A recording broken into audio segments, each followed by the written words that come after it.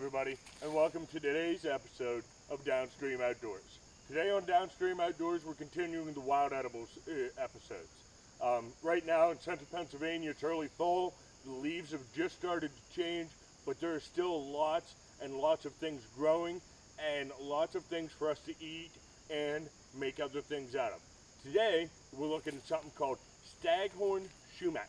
Okay, Staghorn Sumac, you'll find this stuff along road edges, which is where we're at now, in fence rows, along the edges of yards. It's all over the place. Okay, the easiest way people can recognize Staghorn Sumac is by these red berry clusters that grow on it.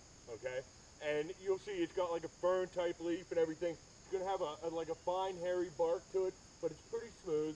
Okay, but what we're actually after is this berry pod right here.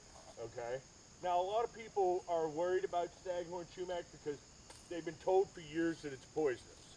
Okay, which, truth be known, most of the plant is. Okay, now however, with this berry pod, we can make ourselves a nice tea out of it. Okay, we get this berry pod right here. You see it's real fuzzy and hairy, and it don't really actually look all that appetizing.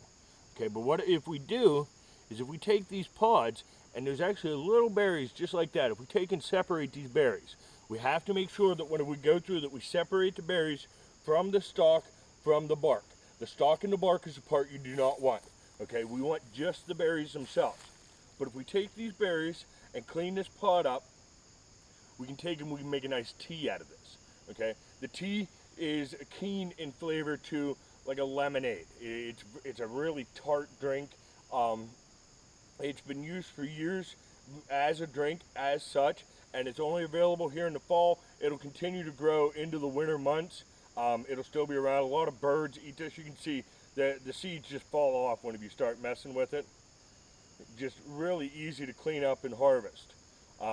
Like I said, it's not a very appeasing looking thing, but a lot of wild edibles aren't really that appeasing to the eye. That's why you don't find them in grocery markets and supermarkets.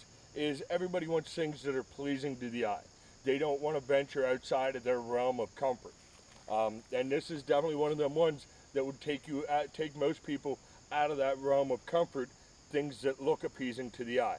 Like I said, if you take and clean these up, make yourself boil some water, steep these in that water, sweeten it. I always like to sweeten with a little bit of raw honey, being a beekeeper, of course.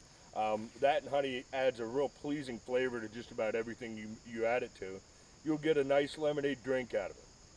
Now, this is one of those ones though, where the first time you try it, try just a little bit. Don't drink a full glass of it, because some people still have a reaction to the berries. Okay, it's one of them things. It's a case-by-case basis. There's no telling whether you're going to have a reaction or the person beside you is going to have a reaction. Maybe nobody has a reaction. But just if you're going to try it, try a little bit of the tea, wait an hour or two. If you're not feeling nauseous or anything like that, you're good to go. Okay? It's just one of them things. Get out there and try it yourself. It's going to be very high in nutrients, which if you're in a survival situation, it's good for. But not just that, in your everyday life. The more variety of nutrients you can bring into your body, the better off you're going to be. If you're ever unsure about collecting wild edibles, once again, don't just go out and guess. Find somebody that knows. There's people all over central Pennsylvania that are great wild edible experts.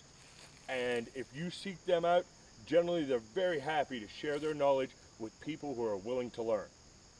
And that's really about all I got to say about all this, but we're going to take this home, make ourselves a nice little tea out of this, and give it a try ourselves.